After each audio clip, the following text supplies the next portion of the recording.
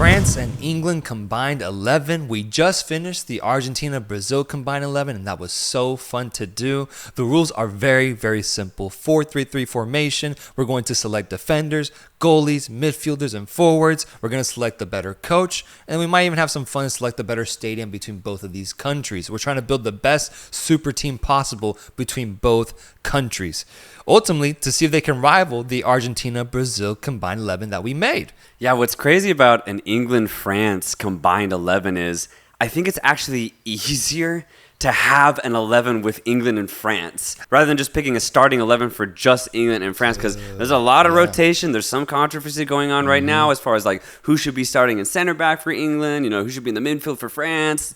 But I think when you put them together, I think it actually gets a lot simpler because they're like, in my opinion, pretty clear favorites in almost every single position. Yeah. So either way, though, it's just completely stacked from both sides, and what you get is an insane combined 11. All right, so let's start at the very back at the goalkeeper position. Here are the nominees. You have Jordan Pickford, you have Aaron Ramsdale, you have Samba for France, Nick Pope as well from Newcastle, Mike Maignan, the AC Milan goalkeeper. 5 really solid options. Is there one that I'm missing here? Nah, that's all I have. Yeah. So I want to start with you, actually. Who are you going with out of this crop? Dude, this one was such an interesting pick because I think that Mike Maignan is probably the better keeper out of all of the goalies that you just listed. My only problem with Maignan right now, it's not even one of his own. He just started his international career. Hugo Lloris retiring right after the World Cup final in 2022. Maignan takes over, and he had already been kind of known to be the guy who's going to take over. I do understand that. But bro, he has like 10, 11 caps. That's about it. So he is absolutely inexperienced at the international level. Not that he can't do it. I'm just saying, do I pick him to be my starting goalkeeper right now in October 2023? I think the answer is no. I don't know if I can do it. That's the dilemma, man. It's a dilemma. That's the dilemma. I think I'm going to go with tenure here. And surprisingly, I'm actually going to go with Jordan Pickford. There is a point to be made that when it comes to winning a World Cup, you don't really need a world-class goalkeeper from what we've seen. Some teams have had it, but I think Lloris never truly reached that world-class level even at his peak. He's very good, but I don't think he ever was world-class. But we've seen deep runs be made by teams that also don't have that same level of talent at the back as they do up front. I don't think it's that important truly. So a guy like Pickford is fine because he shows up in those big games, but I'll never forget when he stopped Jorginho's penalty at the Euros during a run where he was like on an insane streak of just scoring penalty after penalty with his insane penalty taking ability, and Pickford stopped it in one of the most crucial moments in his career as well for England, giving them a shot, another chance at life. I'm down for it, bro. I know Pickford will show up because for some reason he does that every time he puts on the England jersey. Let's go Pickford then. Moving on to fullbacks. This list gets absolutely crazy. One thing that stands out so much about both England and France, even in comparison to Brazil and Argentina, is the depth. There's so many options, so many guys you can go with, world-class players at nearly every single position, and if not, then really good rotational players if you need that as well. I'm going to list off some here, especially focusing in on the left-back position first. The nominees are this. Theo Hernandez for France, you have Ben Chilwell, you have Kieran Trippier, you have Levi Colwill, who's been playing that left-back position for England, Luke Shaw, who usually starts for England in that position when he's healthy. I would say those are the 5 nominees here for this slot, with 4 of them being English and only 1 of them being French, because the lone French nominee tends to be the one that gets that starting spot 10 times out of 10. Theo Hernandez has been great for France so far. Yeah, he's been fantastic, and he's actually going to end up being my pick in that left back position. I just rate his offensive ability too high. For as good and as solid as Kieran Trippier is, for example, or honestly, for as talented as Luke Shaw has been when he's healthy, I do just rate Theo Hernandez's ability to essentially be a secondary winger on that left-hand side. He's just too good, man. His pace is immense, but he's also just incredibly effective at putting in very dangerous crosses and honestly even scoring some bangers himself. So I'm going Theo Hernandez left back. Completely Completely agree with you. I'm happy that we agree here. I'm going Theo Hernandez as well. Who could forget his goal against Morocco in the semifinal to start off 1-0 for France? Big ability to show up in some really meaningful games, and I like his IQ when it comes to knowing when to go forward and being a stalwart at the back when it's needed as well. He's very physical, bro. Very big guy who can match up with anybody physically that's on that wing trying to take him on, and then he has that IQ to go forward and be effective when he does. I think Theo Hernandez is a pick here. I would personally put Kieran Trippier as that second option, the backup option, because I've always been such a big fan of him, and he is a natural born winner, but I'm going Theo. Moving on over to the right back position, you have some really good nominees as well. You have Jules Koundé, who plays for Barcelona. Koundé. You have Kyle Walker. You have Trent Alexander-Arnold. You have Reece James, or even a guy like Jonathan Klaus if you like. There's also some guys that can be like hybrids, like Ben White. He could maybe play on that right back slot if needed too. Pavard as well. Pavard, yeah, there's a number of center backs that could shift on over if needed, but I think the pick is obvious here as well, dude. I'm hoping would be obvious, right? Yeah. It's got to be Kyle Walker. It's got to be Kyle Walker, bro. It's got to be Kyle Walker. Yeah. He has defined what the modern fullback is today throughout his entire career. Incredibly dynamic, extremely physical. And, in his heyday had immense pace, but as he gets older, he's actually just getting wiser too. So his ability on the ball to just make the right decision, playing with Manchester City, winning pretty much everything you could as a professional footballer, Kyle Walker for me is the epitome of what a modern fullback is. Yeah, I think what surprised me so much about Kyle Walker, and the reason I give him so much credit for what he's been able to do these past 4 or 5 years in the Prem and at the international level, is that I think this is arguably one of the most challenged for spots in international football, because you have wonder kids at one point, and both Reece James and Trent Alexander-Arnold, who between them have had feuds, have had Chelsea fans and Liverpool fans go head to head arguing which one is better between the two, because they're both so talented, so young with so much potential. Yet it's 33-year-old Kyle Walker who every single time gets the start over these really talented guys. Yeah. I think that says so much, bro, about his maturity, his IQ, his ability on the ball, his physicality, his speed. He can go toe-to-toe with these youngsters and still come out on top. And I think that means so much. He also has a lot of leadership to provide, and he was part of the treble-winning side, Manchester City, last year. I think he has all the credentials as well as all the skills needed to get the starting slot for both France and England in the right back position. So we agree. Kyle Walker on the right, Theo Hernandez on the left. Yeah. All right, let's get central with this. Centerbacks.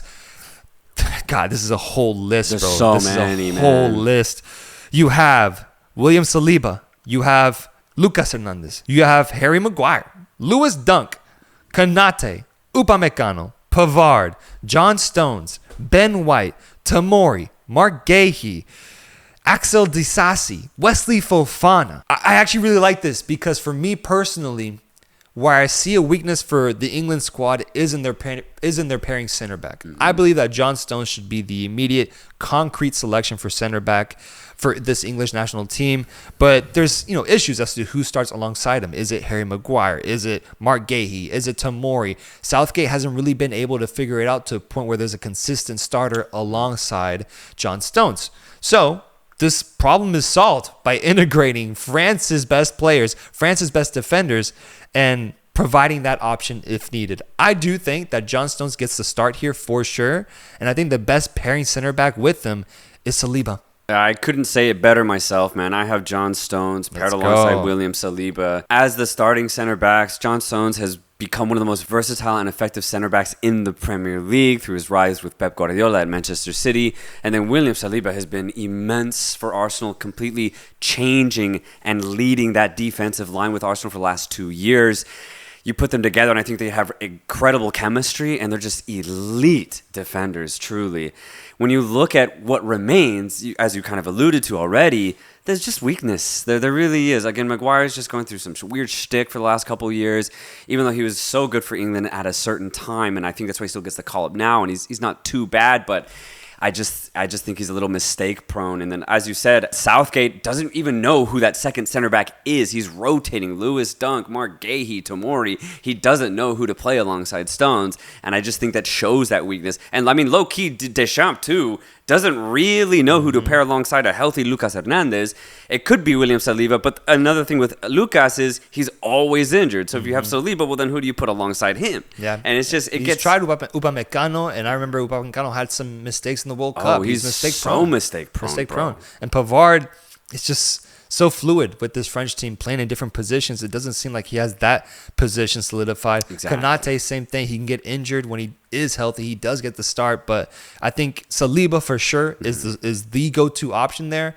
And so the same representation of that with the English squad is John Stones. So let's just put both of them together, and we have a backline of Theo Hernandez, Saliba, Stones, Kyle Walker, and Jordan Pickford, baby. Yes, sir. So pretty straightforward so far. Yeah. Honestly, pretty straightforward. May I propose this idea to you? Because I think the midfield might be just as straightforward as well. In England, the way I see England right now in their midfield, I believe that the best starting three is Bellingham, Rice, and James Maddison, personally. I think that could be the starting lineup for this combined 11 with one replacement. Instead of James Maddison, let's put in Griezmann.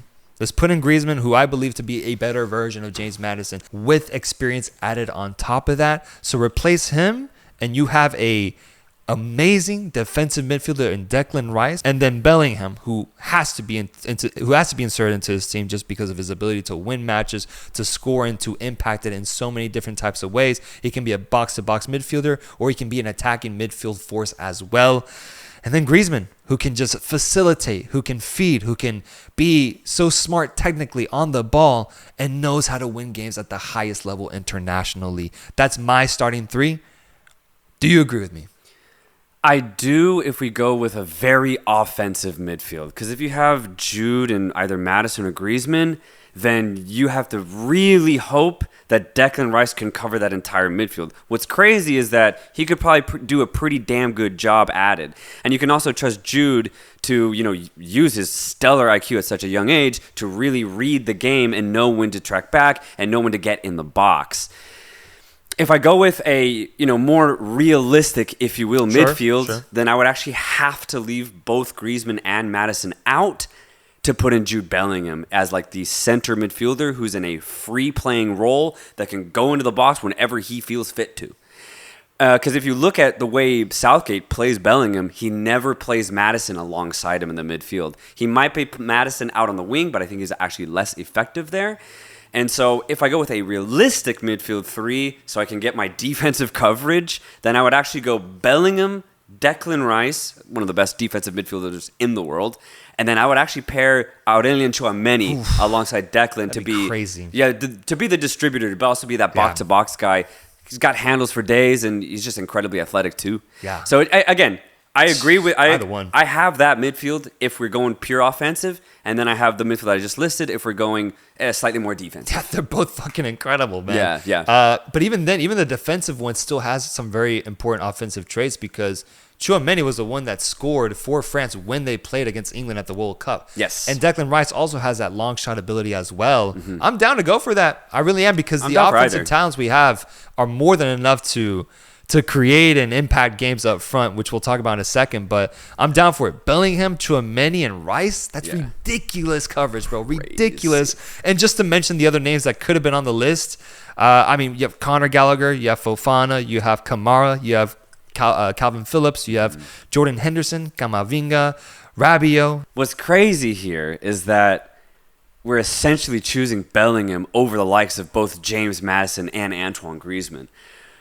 What's crazy is that I think Bellingham's output right now is just too good to ignore. Mm-hmm. I don't think you can ignore it. Again, for as experienced and as masterful as Antoine Griezmann is, and for as electric as Maddison has been this year and even last year with Leicester, I do think Bellingham's current form, it's too much. I think it's too much to deny, man. His momentum, his his ability right now on the ball is second to It's none, ridiculous, man. It's second to, he's unconscious right now. He's finishing like a prime striker who plays for Real Madrid. He's leading La Liga in goals scored. It's just crazy.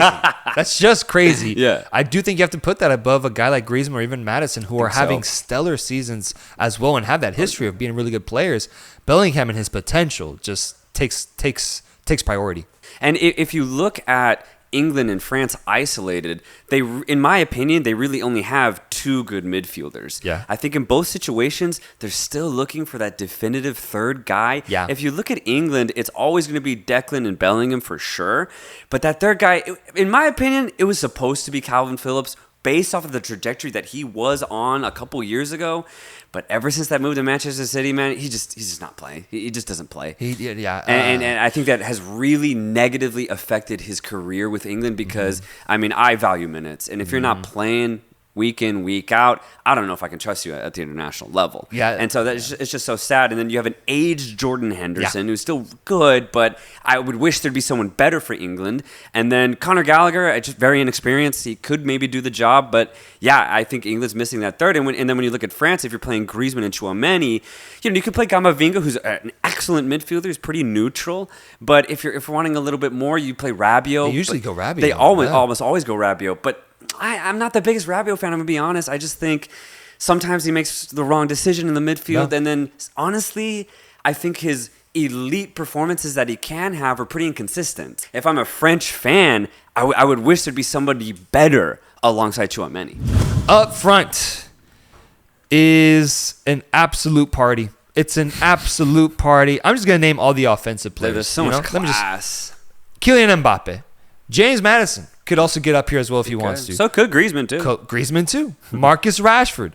Jack Grealish. Kolo Muani. Harry Kane. Ollie Watkins. Ivan Toney. Nketiah. Yeah? Why not? Yeah. Olivier Giroud.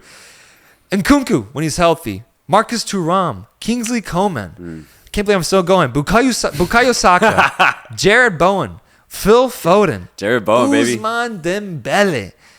And that's it. The main ones I think I've mentioned. Ridiculous depth for both of these teams offensively, and I think that's why it's expected. I think that's why we're talking about these two teams as being the favorites for the Euros that are coming up because of this right here, bro. The ability to put in a world-class player in every single position offensively and being able to take over games, win matches, and go deep in tournaments. It's why we've seen France succeed so well at the past two World Cups and why we're going to continue to see them play at such a high level, and it's why England has that reputation or has that goal of doing something big on the international stage because of these fucking players, bro. Who are you going with on the right wing? I'm going Bukayo Saka. I just have to. If you look at France's options, honestly, I think they're a little weak, but weak in the sense of eliteness, right? You have Dembele, who just hasn't done it for me for France, just hasn't done it. Honestly, has he even really done it at club level? I'm going to say no. Kingsley Coman's great, but his output honestly isn't that great. But he's a fantastic player, and I would start him, over Dembele if I was selecting a French 11. But when I look at England, I think the clear right winger is Bukayo Saka, and comparing them to the French wingers, I think Saka is just way better, like way better. One of the most clinical and lethal wingers in the world in the Premier League. Bukayo Saka, I think, easily gets this position. Yeah, I got nothing to add there. It's so clear cut for me. Saka gets the start. And then I guess on the left wing, you got to go Mbappe. You have to go Mbappe, man. Yeah, you have to go Mbappe. You have to. Like, you literally cannot have this team without Mbappe starting. No. He has to be playing. Arguably the best player in the world right now, especially when he's on it and at the international level. Well, his ability to even just go a step higher than what he is at club level is ridiculous. Hat trick in the World Cup final, doing everything he could to bring France back into that match. Just an incredible player. I don't have many words to describe what he's capable of and what his potential is, because from a young age, he has been doing it at this level. From a young age, he showed prominence on the biggest stage. And from a young age, he said, I am going to be the next great attacking force in the world. Yeah. And he became that. And so Mbappe gets the start for me. And despite how good Jack Grealish might be, despite how hot Marcus Rashford can get during the Premier League at certain times, or James Madison, how well he's doing right now, it does not come close to the likes of Kylian Mbappe. Exactly. Mbappe's ability to achieve true greatness on the biggest stages both at club and international level, it's just too much to ignore. You can't. Again, there's so much talent in that position, but Mbappe can reach the likes that no other players can reach, and that therefore you have to start him. Finally, to flesh out this offensive line, who's the guy we go with here? Yeah, we have to go Harry Kane, man. We have to. Yeah. One of the greatest English strikers to have ever lived, still playing, still giving us absolute bangers week in, week out for Bayern Munich. And, dude, I mean, what doesn't Kane do? He can pass the ball incredibly well. His build-up play is fantastic. His IQ is so high as far as when to release the ball, when to hold it, when to lay it off to his midfielders. And then, of course, he is one of the most lethal number 9s in the game. You give him a half chance in the box, he's more likely than not to put it away. I just don't think there are much better number 9s out there in today's landscape. So for me, this one's just, again, very easy to say Harry Kane as our starting striker. Yeah. I mean, I wish there was someone I could use to maybe argue this. I know. There's nothing for me. The only argument I can find here, the only one is Giroud and his chemistry with Mbappe. Yeah. You know, they were tag teaming teams throughout the World Cup and doing fucking crazy shit. Their numbers were nuts. They had like 5 goals in the World Cup this past time around. They do have a genuine chemistry and connection, but for everything that Giroud does, I just think Kane does it better. Yeah. And he's younger too. So it's Kane's spot. And we have a front line of Kylian Mbappe, Harry Kane, and Bukayo Saka. Let's look at this team right here, man. Truly looking at it, seeing Mbappe, Kane, Saka, Tchouaméni, Rice, Bellingham in the middle, Hernandez, Saliba, Stones, Walker, Pickford. Thinking about that team we created with Brazil and Argentina, who's the better squad, man? I think, honestly, the back lines are very comparable. I actually wouldn't say one's better than the other. I will say Alisson is a much better goalkeeper than Pickford. So if these two teams were to face off, I think there's a higher chance that Alisson would get like an incredible save over Pickford. And yeah, Pickford, maybe he's not in form. Whereas Alisson, I feel like, is just always on it, man. I would interject. I would say that the defensive line here, I think, is better outside of Pickford. I think Pickford is where there's a massive downgrade for sure. If we could get Alisson on this team, I'd be happy. Yeah, I think that Molina can take Walker. Maybe not offensively, but defensively, Molina is actually pretty good now. You know, he's becoming a really stellar fullback. And then on the other side, I trust Tagliafico to basically be able to take on anybody. And so offensively, that South American backline might not be as effective, but I think they make up for it by just being so sound defensively. That's true. They really are, for sure. I'm personally taking Saliba and Stones over Gabriel and Marquinhos because I do think for Arsenal, Saliba is a better center back between those two. And then Stones, I just think he's so good. Yeah, so good. I'll take him over Marquinhos. But that's true. Internationally, at the international level, it's a different ball game. We have seen Molina and Tagliafico be so good and so reliable, and that's they're the starting fullbacks for the best team in the world right now. So that does matter, despite the like individual level of Theo and Kyle Walker. Yeah. So that it is a close argument. I'm gonna give the edge to this team, but I can see you giving the edge to the other. And then the midfield, we had Guimaraes, Neymar, and Enzo Fernandez. Whew. That's tough. I would take Declan Rice over Bruno. I would definitely take Tchouaméni over Enzo personally. Sure. And I'm not saying it's by a large margin. I just think Tchouaméni is slightly better. And I think the weirdness at Chelsea's plays a factor for me, honestly. And so that's why I would lean more towards Tchouaméni right now. Now, Bellingham name, that's crazy. Yeah. That's just crazy to pick one or the other. Either way, though, I just think that this midfield does just outdo the South American midfield. Yeah, I think I'm going to agree with that too. Yeah. Up front, though, I think is where, do I give the South Americans the edge, bro? I don't know, man. That South American front line is insane. It's insane. It's Messi, Julian Alvarez, and Vinny Jr. Yeah. God. Yeah, man. I have to go South American here. I have to. Vinny Jr. can match up with Mbappe if he's on his day. Bukayo Saka or Lionel Messi, I'm going Messi. And then Julian Alvarez or Harry Kane, I think Julian Alvarez has a shot at the international level to go toe-to-toe with Harry Kane because of his fluidity and how good he has been already in World Cups. I'm going South American on that one. Yeah. So overall, It's tight. I honestly, man. just like the France-Argentina final actually was Europe versus South America, Yeah. the combined 11 of France, England, and Argentina, Brazil, I think would be just as tight. It'd be a goal fest, 3-3, 4-4. It would just be a crazy game. But that's what's cool is that we actually get that without combining it. In a way we do. Yeah. In a way we really do. And it went to fucking penalties to ultimately decide it. Oh, God. I think I'm going to go European on this one. I'm going to go European personally. I like the way the European one looks. Yeah. But just the way it stacks, like, especially the current form of a lot of these players at their clubs right now. I just think they're doing more notable things. So, yeah, I would lean more European, but honestly, I do think it'd just be a crazy game. Yeah. Who do we get to lead this team? Is it Didier Deschamps or is it Gareth Southgate? Yeah, this is kind of a weird one. I know Southgate gets a lot of shtick, and for some of the decisions that he makes, but honestly, I don't think he should be criticized as much as he actually does. I think he's a decent coach. He's not a great one. And then when I look on the other side, Didier Deschamps, well, you know, he's won the World Cup before. He's been with France for a really long time. I think just over a decade now.